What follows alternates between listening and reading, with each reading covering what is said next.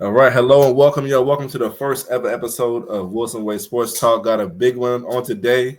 Gonna talk game one reaction for the NBA Finals. If you want to see our preview for the NBA Finals, go to my man Chilling with Dylan, his YouTube channel to see that coverage. But without further ado, my man Dylan, what's going on? Oh man, brother Phil, I'm honored to be here for your debut episode. Thank you so much. Thank you. And we got a lot to talk about. We got a lot to cover in the aftermath of talking last time, but I'm glad to be here. Thank you for the support. Of course, my brother. Now, first, we got to talk about it. The Halliburton took over. What the hell? Sorry, what the hell? Sorry, Halliburton didn't have, maybe that quote unquote superstar game. Obviously, we're going to get into that. Tyrese hit the big shot though with 0.3 seconds left to win the game. Just want to give me your reaction to about that first off. I mean, honestly, let me just say when the play happened, I was like, "Oh, let me record on my phone and see what goes on." And then all of a sudden, he goes down the court, and there's a part of me that's like, "All right, he might make this." Like knowing how he's been playing in these previous 3 rounds, he might go and make it. And then sure enough, he pulls up, and I was like with his jump shot form, and I say this to someone who I had coaches grill me so much about my jump shot. Changing it, making sure, arm in, whatever. This was the nicest I've seen fundamentally his jump shot has ever looked. You know what I'm saying? Elbow in, extend, follow through. And when he pulled up and just let that shot go, I was like, oh, it's going in. And then when it went, I was like, oh my God. So just to speak to that, but then to see the poise. The thing with him is that he was not having a great game, but the poise, the fact that at no point did the moment look too big for him, I think that's where this makes this conversation so much more difficult to have, but needed because he's showing and producing it. And you can't argue results like that. I agree. I think to me, what people overlook sometimes, I feel like sometimes people get too box score happy. You know what I'm saying? Like I get, for example, Shai, I love, great game. He had 38 points, but in that big moment, Shai potentially could have iced it. And he missed they was up. They was up, you know what I'm saying, at the time. And then, he misses his mid-range shot. Tyrese come back down. All right, this your shot. Take it, leave it. He didn't have the best game, but when it matters the most, can you get it done? Regardless of what you did in the first 3 quarters, bump all that. What you gonna do when it matters most? And time again, I believe he's what? I don't have the stats in front of me, but I think 12 or 14 or something like that, in regular season playoff this season. Something crazy like that. I have the stat. Right. Let me know. 13 or 15 on shots inside the final 2 minutes to tie or take a lead, which is an 86.7% field goal rate. Come on, man. Come on, man. I think it's tough because it's when we think of a superstar, right? We have in our minds, right? You know what I'm saying? Especially having grown up with Kobe, with AI, with T-Mac, with LeBron. You got to see a little bit more of Jordan than I did, but the legacy of and the legend of Jordan, I'm very familiar with. We have this idea of what a superstar looks like, and yet you've got someone like Halliburton who is winning and producing in a way that isn't atypical to what we expect, but is doing it so well and doing it at such a high level you can't ignore. You know what I'm saying? I think that's what makes it so hard.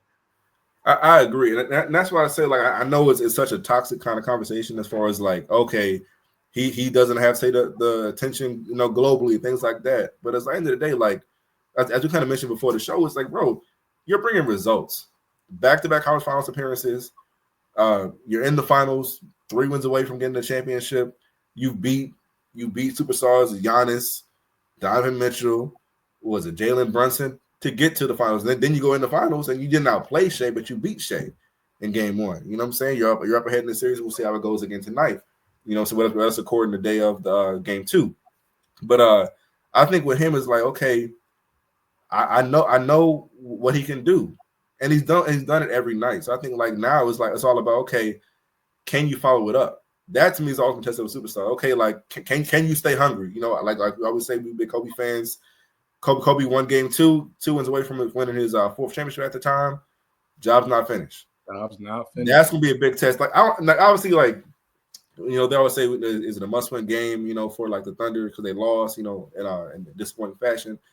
It's more so of like, okay, whether you win or lose, how are you going to come out this game? Like Tyrese, are you going to come out aggressive?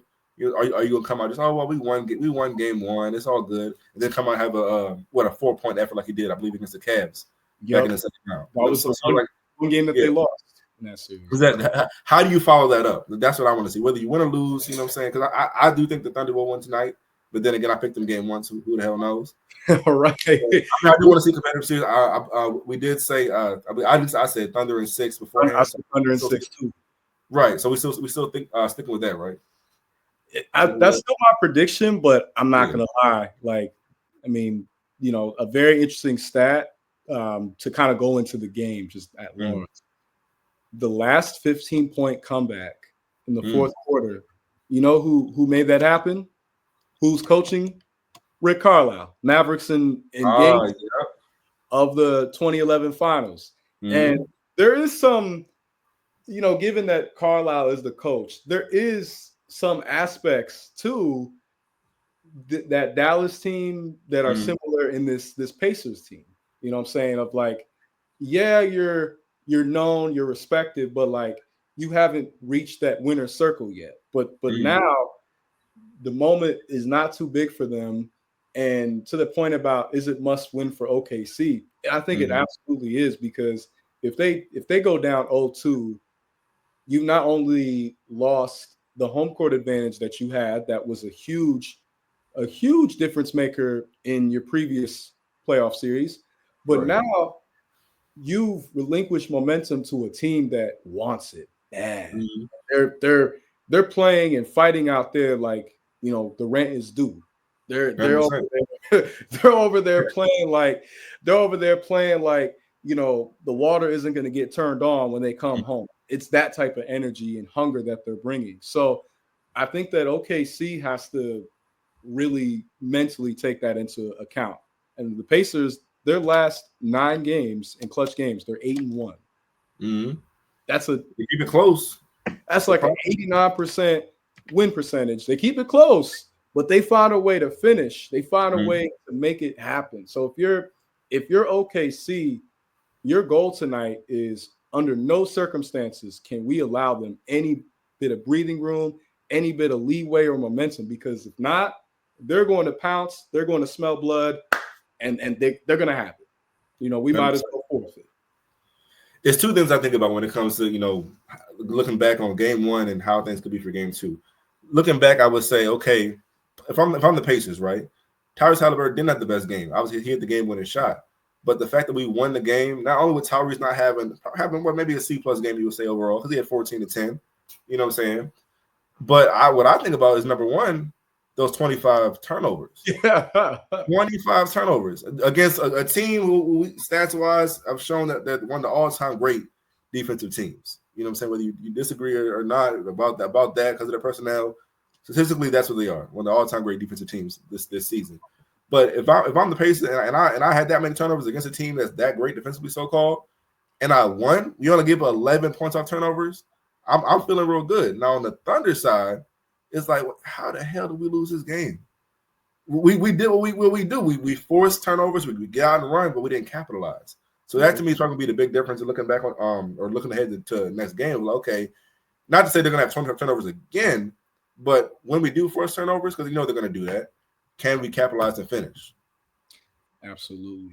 And I think another stat to look at for Indy, right, was the fact that Indy held OKC to 39.8% field goal shooting from the field. So even though they had all those turnovers, even though Tyrese had a C+ game, defensively, they were locked in. You know what I'm saying? Like Shea put up 38, which is the second most for a player debuting in his first finals game after AI in game 1 of 2001 and George Mikan back in 1949.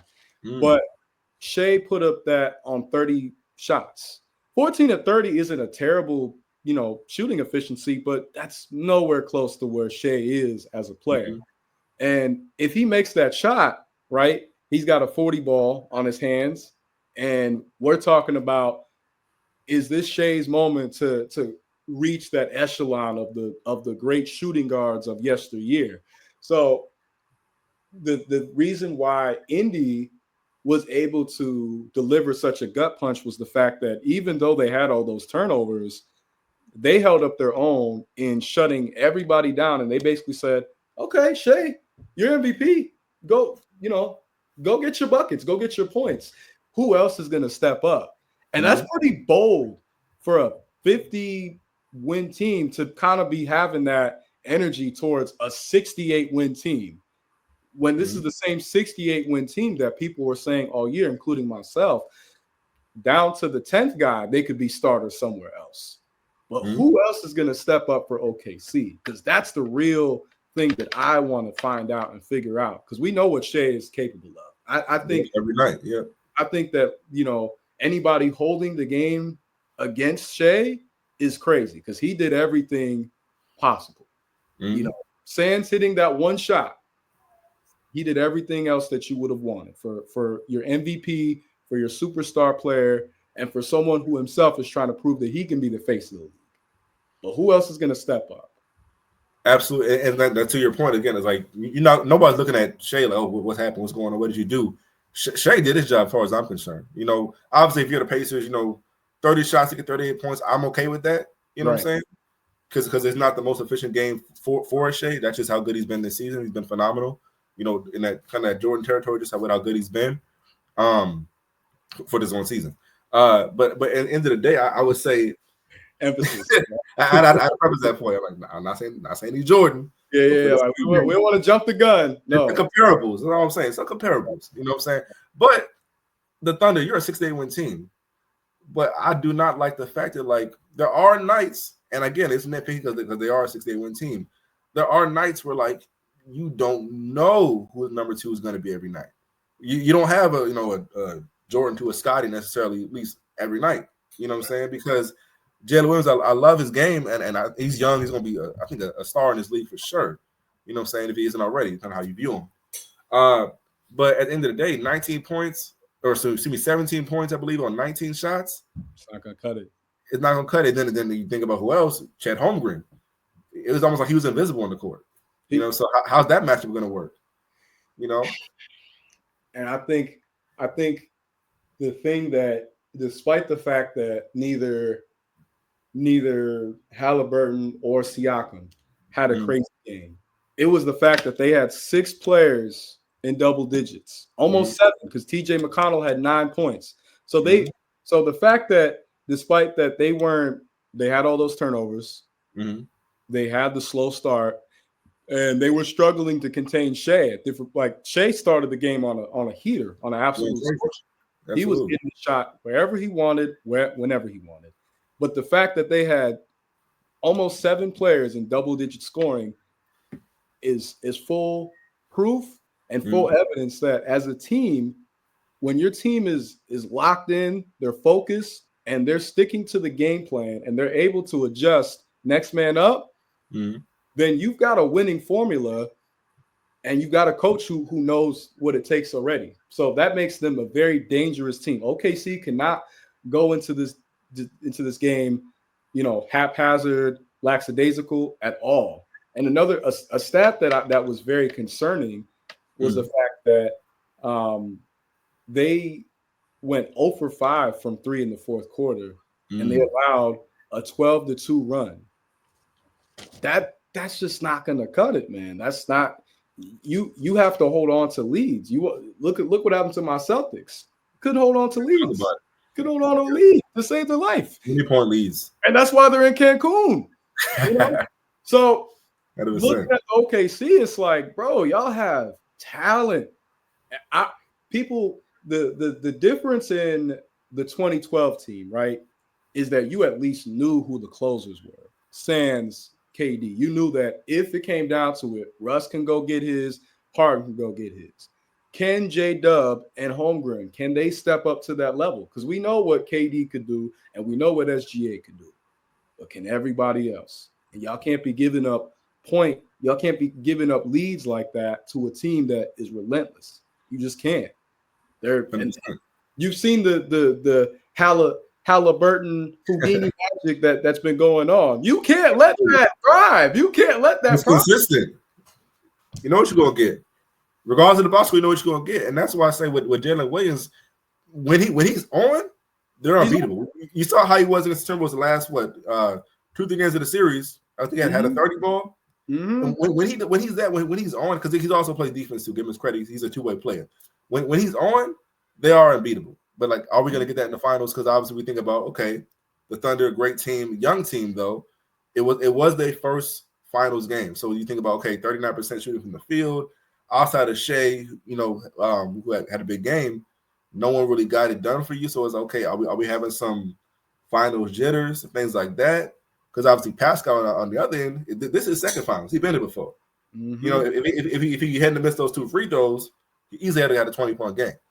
But even more so, I think about far as the team concept is the fact that, like, as a team, Pacers still played their game as far as like team basketball. Yes. Having 6 guys in double figures, that's their game. That's what they want to do. You know what I'm saying? The Thunder, they can win a game with having, guys not as many guys in double figures, because Shea can have a big game, but like the guys that need to play well, they didn't. And then also it's like, okay, with that lineup change, like we talk about players when it comes to the players, okay, they didn't really make the right moves on the court on the biggest stage. But as a coach, Mark Daigneault, your lineup is the best lineup in basketball. Why change it now? Like, if it ain't broke, don't fix it. So that's what I want to get into with you as well, man. Like, what's going on with that? That was a pure, like, I don't know if it was like him taking his foot off the gas pedal, or him overthinking, or him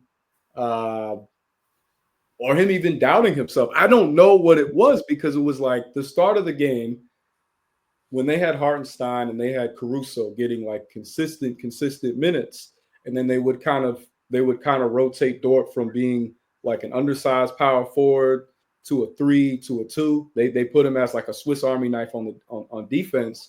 Mm-hmm. When they were running that lineup, and then you got some combo of your 3 main offensive guys of SGA, J-Dub, and Chet. When they had that lineup going and that was the rotation, they had their foot on Indy's neck. Indy was like looking like, okay, I guess Cinderella glass slipper, ain't fitting right now. And then it was like, as soon as they were like, you know what, I'm gonna change the lineup, I'm gonna adjust where I don't need to. It was like, oh, you just, again, now we smell blood. Now we can attack. Now it's like in Rocky, you know what I'm saying? He's getting hit rounds 1 through 10, 1 through 11. But that 12th round, when you start slowing down, you're not really connecting, you're not really staying with your fundamentals. It's like, oh, okay, shot here, boom, shot there, boom. That was what happened. You know what I'm saying?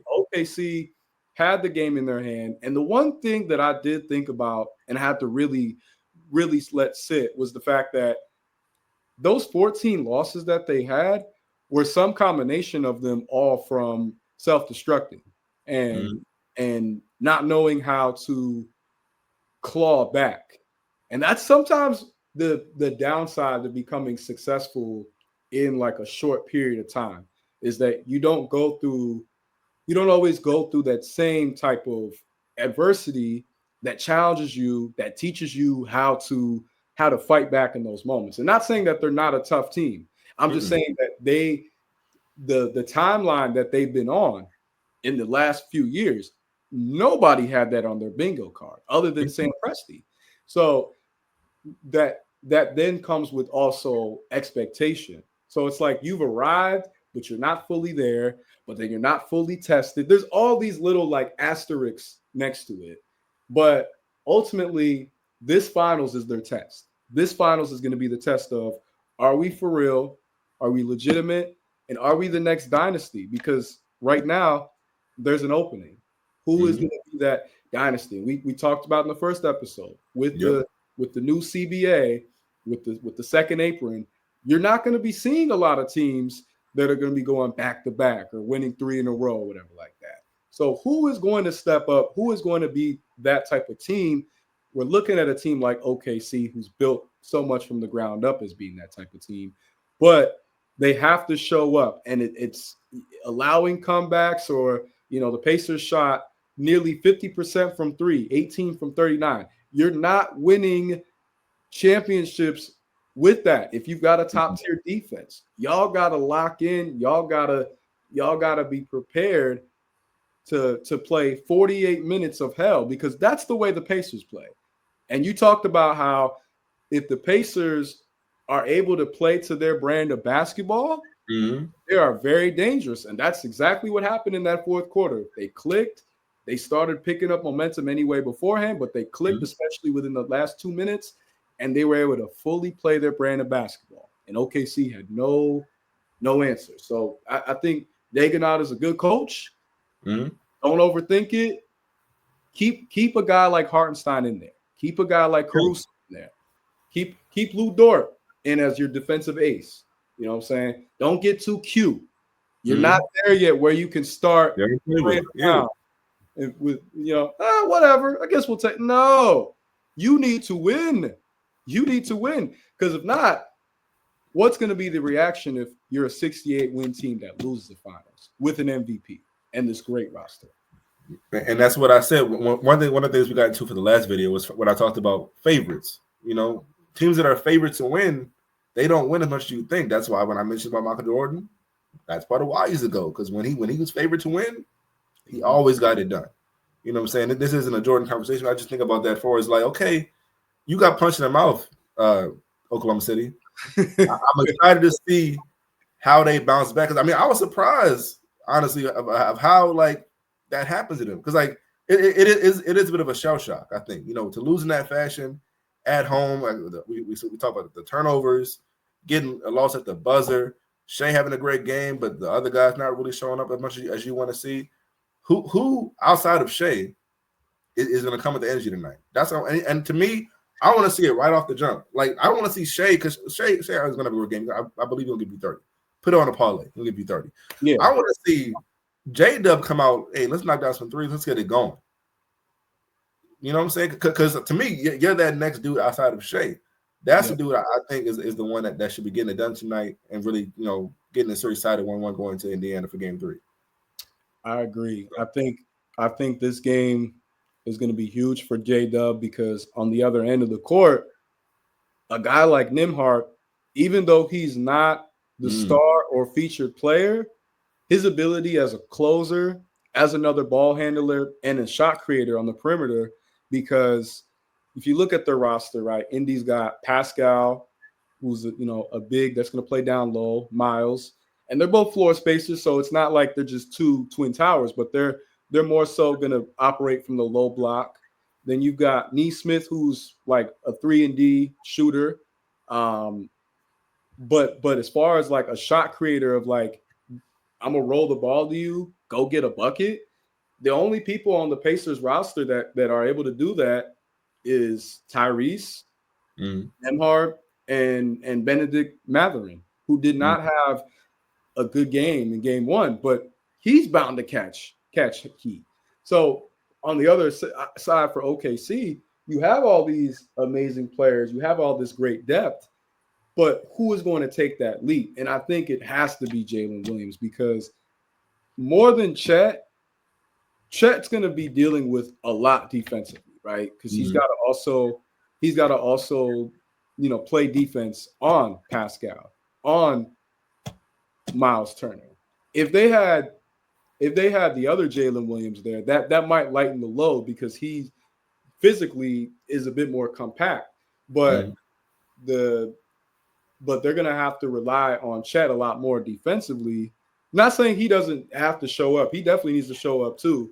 Especially if Miles and Pascal are shooting well, then you're the floor spacing big as well. You need to go out there and do that too.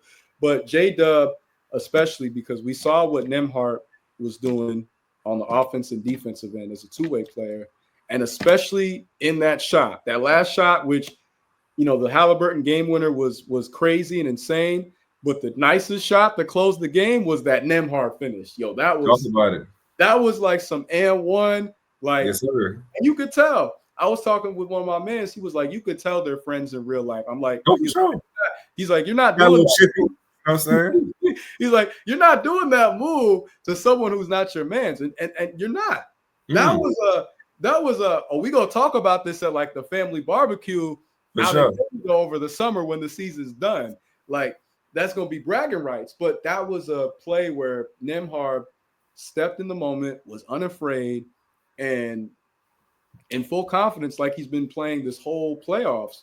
He was ready for the moment. J-Dub, I need to see that from him because we saw him get his first All-Star selection.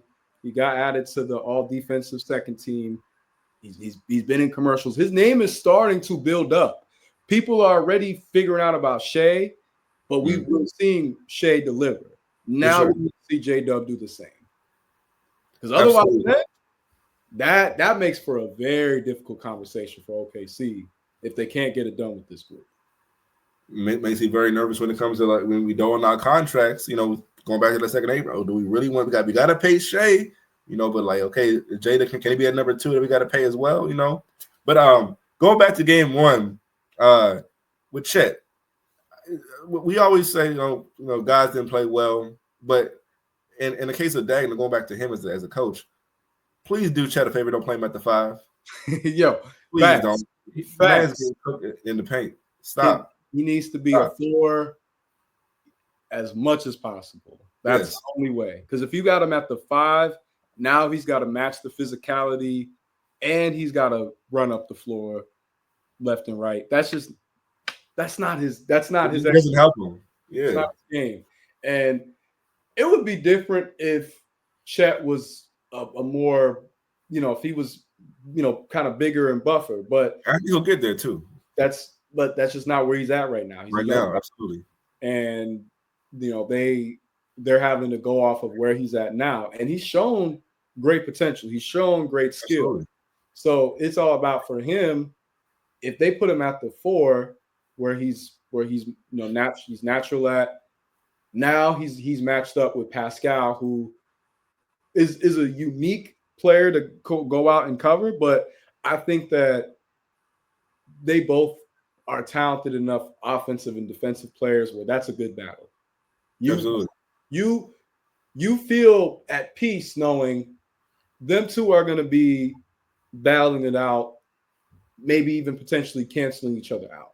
Versus, oh my gosh, this is such a mismatch. We are going to get exploited on every waking part of the court if we have our lineup set like this. So I think I'm with you on that. Like, you cannot, under any circumstance, put Chet at the 5 unless Indy is going super small. But they don't need to do that. You know what I'm saying? They with having a guy like Obi Toppin off the bench who is athletic enough to play multiple positions but can space the floor and can attack the paint. 5 threes. Yep. And he made 5 threes. I know New York fans were like, "Where was this, Obi? Where was this? Working on his game. This? Yes, sir. But he's over there on his own revenge tour of like, you know what I'm saying? Y'all got rid of me. Now I'm with the rivals. Yeah. And I'm over here. We're in the finals. Where y'all at? Cancun. Yeah. So y'all out in Cancun, picking seeds out your pineapples. So like it's a different ball game. But when you have those players, and then Thomas Bryant, right? Physical, tall, but can space the floor.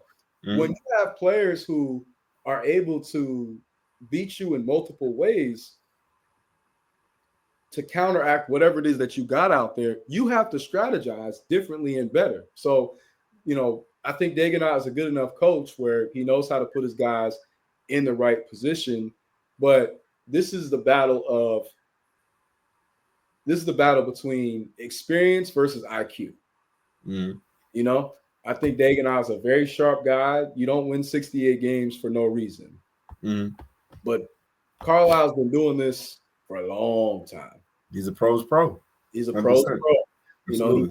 He played as well. He's former player. He's got an insight as a former player and as a long tenured coach.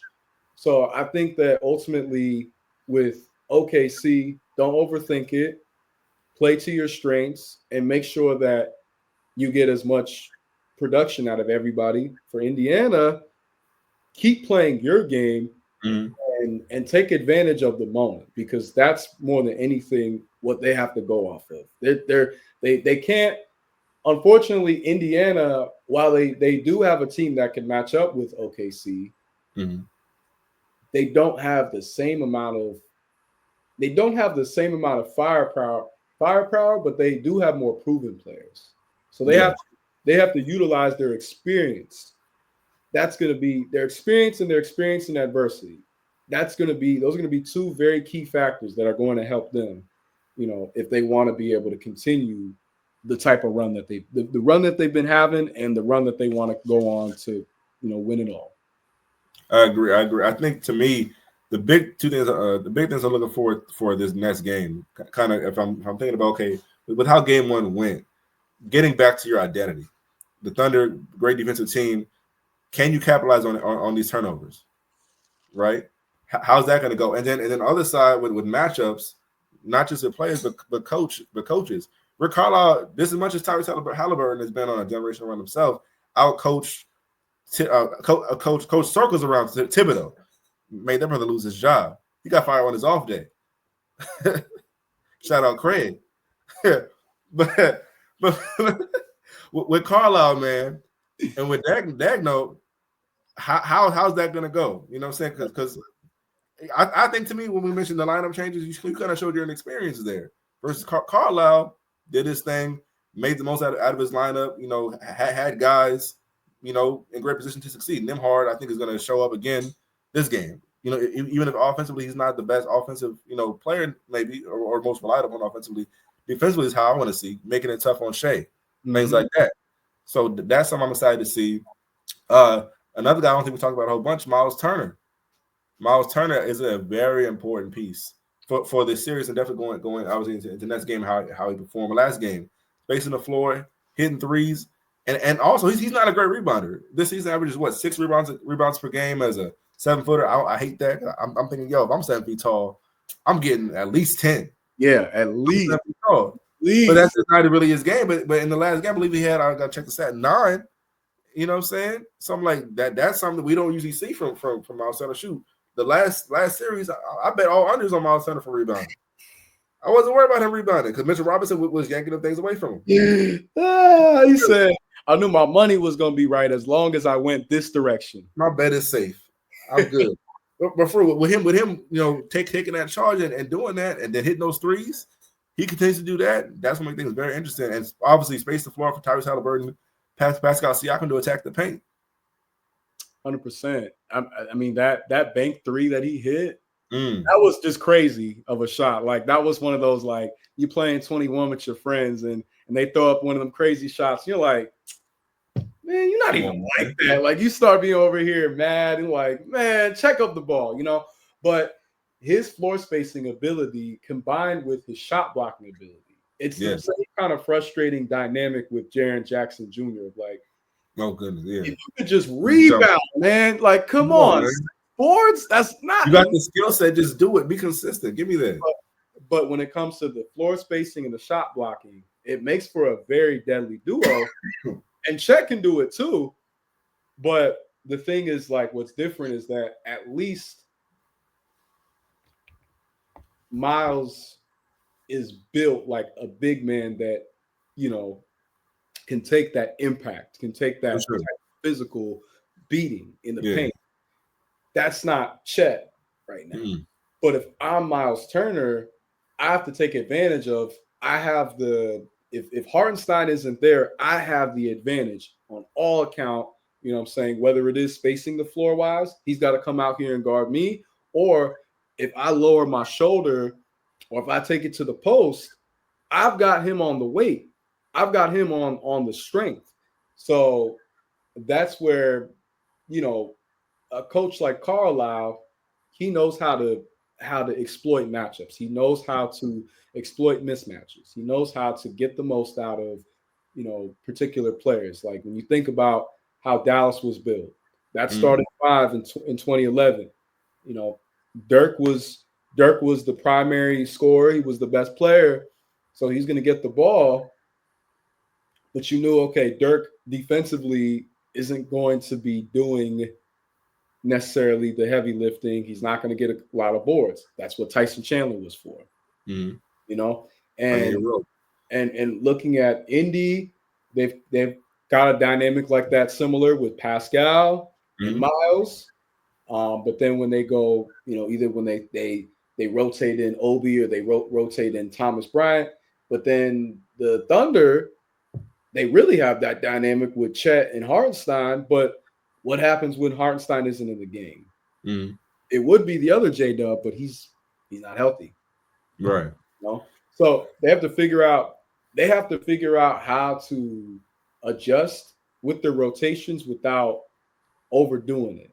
I think that was the thing that, looking at, like, rewatching some of the Knicks series, was that, the Knicks, by all account, Thibodeau was working with what he had, but he wasn't able to put certain pieces together in the right way. And there's a fine balance to doing that. Just having a lot of players is not always as crazy as it is, but having a lot of players can sometimes make it even tougher to figure out who fits where, and I think that's the thing that Dagonaut is realizing, of like, okay, like, we are a deep team. We are a very talented team. We've got, again, guys that our 10th man could be a starter somewhere. For sure. But how do we put them in the position to succeed right in this present moment? Because this is not the time to get cute. This is war. This is the ultimate final test. If we want to reach that echelon, reach that pedigree where our name rings bells and we're not forgotten, then we have to win, and it comes down to adjustments that you make as well. Absolutely. That's why, for me, I got the Thunder winning big tonight. If you've seen the spread, it's -11 if it hasn't changed. To me, I like that. If I'm the Thunder, I think you got to punch back. Put that lineup in correctly, put Hartenstein in, contain Miles Turner with him on the boards and contest his threes and in the mid-range area, things like that. I think Thunder can take it tonight. They need to for one. They obviously got to win the game, but I think they'll bounce back, learn from that 15-point. Because obviously we've seen the Pacers do it so many times, but at some point that luck should run out. But if you're the Thunder, you need to put that fire out. And you did enough to get that lead, sustain it, and make sure it grows. Because like I say, all you got to do, if you think about going back to the last game, capitalize on these turnovers, play the game that you know how to play that defense you know how to play, and I think it'll work really in their favor going into this next series or the next game. Excuse me. I think that's the thing that I most look at with OKC is, you mentioned earlier, you got punched in the mouth. Yep. Sucks. It hurts. But are you going to punch back or are you going to retreat? And that's the question that they have to ask themselves. I think that tonight is a must-win for them. It's a must-win for both teams. But it's a must-win even more for the Thunder because there's more at stake. There's more that is going to be said about them because right now, this isn't the finals matchup that most people had on their bucket list, on their bingo, on their bingo cards. So you're dealing with that. Then you're the best team. You've been the best team in the league all year, and yet the average person is like, who? Who's SGA? Right. Who's Absolutely. J-Dub? Who's Chet? Yeah. Like, who's Mark Dagonaut? Scott Brooks isn't the coach no more? Like, you know what I'm saying? Like, they're OKC number one seed. Oh, did KD and Westbrook and Harden come back? And there's all these talks and debates and people trying to throw you into these all-time conversations. I mean, there is so much at stake because of there's enough people recognizing what they're capable of and recognizing what they could do. But you can't live in hypothetical. You have to live in reality. So the reality is they need to win tonight. And I think that they need to win handily. Like, you need to come out there, get a 20, 30-point lead, and don't look back. Because the second you look back, that's when they're going to make their comeback. Absolutely. That's when the magic is going to be back for them. Like, oh, you give me an inch, I'm gonna take the mile every time. 100%. Don't take your foot off the gas. I mean, and that's why for this series, people thought. I mean, I didn't agree with it. You know, people who I feel like who didn't know basketball was trying to claim this would be a four game sweep, 5-game series. I knew this would be a competitive series. Like I said, I'm still sticking with my Thunder in 6 prediction, but they gotta show it tonight, bro. They gotta show it tonight. And I think they will. Because if they go down 0-2, I don't know. I don't know about winning 4. Indiana in front of that Rockets crowd. You know Reggie probably gonna be there too. Reggie Miller gonna probably Reggie, come on, man. Yup. And with the power of friendship on their side too, like if they go down 0-2, I don't think I'm not doubting their fight or their ability to persevere, but I'm having to witness and respect what I've seen from the Pacers and seeing just how locked in they've been, how focused they are, and how badly they want it. So if they lose tonight, then I think then Indiana wins. I don't know if Indy would win in 6 or win in 7, but I think that anytime you can go in and win 2 home games on the road, especially at the magnitude of this level, it's not a good sign. It's not a good sign. So OKC needs to win tonight, and they need to win by a lot. Because if they win tonight, and Indy still feels like they have a chance, still feels like they were in the game the whole time, that does not bode well when you're going to their home territory. Absolutely. And you got to play in front of their fans and that crowd. So yeah, like OKC, it's a blowout win tonight or bust for them. Otherwise, it's not looking good. I think for their key, again, kind of going off style of play, I think you got to make the game tight. I think you got to make it as far as like it's got to be a defensive game. As far as like if you're getting out running where it's in the 120s, 130s, that plays to me more so into the Pacers' hand because that's how they love to play. So if I think about identity, obviously I think the Thunder can win both ways, but I think the way that benefits the Pacers more is that up-tempo basketball. For the Thunder, if you can muck the game up a little bit, you know what I'm saying, slow the game down, Shea, get your free throws as you always do, you're the free throw merchant, that I think helps them. It does. You know what I'm saying? You know, I hate that narrative of this whole free throw merchant because he drives, he gets to the rim, things like that. But I think keep doing that to help slow the game down. Don't play up to their pace, play your game, play your style of basketball. And I think you should have a great team win tonight. I was gonna look up because I thought I had it written down, but I didn't. But speaking of the free throw battle, the Thunder made and took more free throws. You know what I'm saying? They went 21-24. If I'm OKC, I'm taking that stat into account, right? If people are gonna be like, "Oh, y'all only win off free throws," okay, I'll go out and win off free throws. Go do it. But they lost the rebound battle. Bad. 56-39.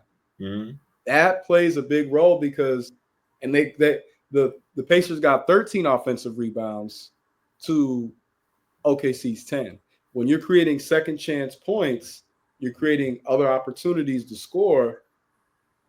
That always makes it easier for the opponent to be in the game. The goal tonight is under no circumstances can you let this team feel like they're in the game. They came into your home, they punched you up, they kicked their feet up on your couch like Rick James. Yes, sir. And they said 68 win record. We don't care about that. That ain't nothing. We Indiana. Like you gotta show them who you are. You gotta remind them, yo, when we played y'all in the regular season, we had y'all numbered. Like, not just like, oh, we ran y'all out the building. So I need to see that level of aggression. I need to see that level of intensity, and I need to see that level of poise. Because, like you said, Indy knows the job is not done. We got 3 more games to win. It's not going to be easy. But OKC, y'all need to get it together, because if you give any bit of momentum, any bit of leeway, that shift is already preparing. The public tide is already going, Well, I mean, they made all those game winners in all those other rounds. They're the team to beat in the fourth quarter. So people are already starting to do that now. Right. And I looked at a graphic on ESPN. Everybody but one person picked the Pacers to win. Ooh, that's dangerous. You know what I'm saying? When you slide so far to one side, it can go left. So I think more than anything, the fact that if I'm OKC, we are only able to get 11 points off of 25 turnovers we created. If we get 25 turnovers, that would be 25 points as well, or more. Yeah, I think for as far as like the leaders, they do lead the way. I think about Shea. We talk so much about his scoring. Obviously, I think he's going to have a big game, 25, 30 points minimum for sure. But honestly, this I want to see him be more of a facilitator. Because you obviously you had a big game. Your guys didn't have the best shooting night, obviously as a team, but your big hitters as far as Jalen Williams and Chet, I want to see you get those guys involved early, because you can get your shot anytime, get to the free throw line, whatever you want. You get those guys involved because it's got to be a team effort to me in this game for you to have the win that you need to have. Get those guys going early, and then if it's a close game in the second half, then go get your money, go do what you do. But I want to see those guys do it. But I think also, and he's a great passer. He can do it. I want to see you get those guys involved early to really get their game going. Get them involved into the game. Yeah, I agree. I think that'll be a big key as well. Is him being a distributor? Because if people want to pull out a weakness of that roster, it's the fact that they don't have a pure point guard. Yes. That's like the one thing that I could say, like, if they were to look honestly at their roster and say, what is it that we're missing? Obviously, they're figuring out who their number 2 guy is. But aside from that, at least like J-Dub and Chet have the talent to become that. But they don't have a pure point guard on their roster. Shea is a 2 guard. You know what I'm saying? He just plays the one. You're not gonna if you either put Lou Dort or Alex Caruso in the starting lineup, you're not putting them at the 1. They're not point guards, and it'd be more ideal to have your best player have the ball on hand. But even off the bench, like a guy like Cason Wallace, who got a lot of playing time, and I love the game. I think he's got a lot future, but he's a 2. He's only a 1. He's only like kind of a 1, but by size. But as a player, his mentality on the court, he's a 2. So and then you look on the flip side, right? The Pacers, Tyrese has the size of a 2, but the game of a 1. And he's the quarterback of the team. He's the field general. He's the guy getting everyone to their spots. If Tyrese is out there getting everyone to their spots and hitting shots, if he has another like 30, 10, and 15 game on efficient shooting, it's over for OKC. So OKC, by all accounts, has to be fully engaged offensively, defensively, in all facets: passing, rotations, tough shot making, diving for loose balls, boxing out offensively for rebounds, closing out to make sure that you get that defensive rebound before a potential offensive rebound is created. Passing the ball well, avoiding turnovers. Like there are so many little things to nitpick, but it comes down to these are the winning ingredients of what separates the good teams, the teams that get a good regular season record, right? Get some nice praise and props. But this is the difference between the good teams and the great teams that create dynasties, that create those unshakable and unbreakable legacies that no one ever forgets, and people are always going to show respect and honor to. So I'm excited for the game. My prediction tonight is I think OKC wins this one big and makes a statement. But if they don't, it'll be tough.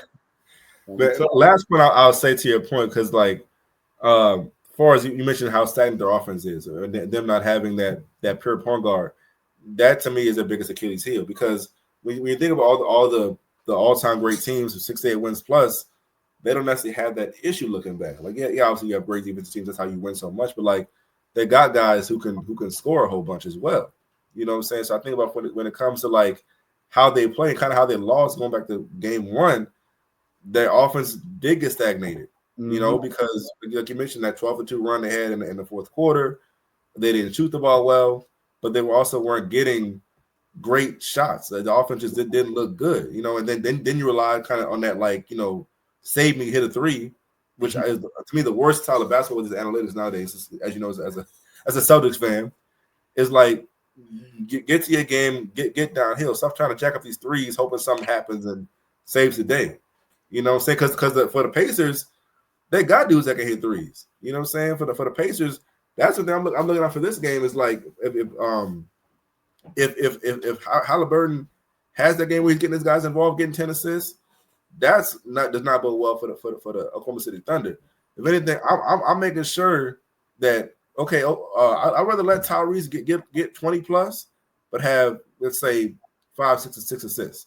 Change the entire game. I think to me that's the style I'm going at when it comes to Tyrese tonight. Obviously, if he's not aggressive, that also helps him because he has times where he isn't the most aggressive, which kind of plays to the other team's favor.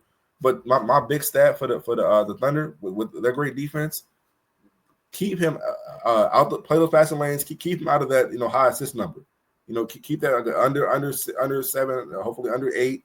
That plays into your advantage as far as like guys like Nesmith, Turner.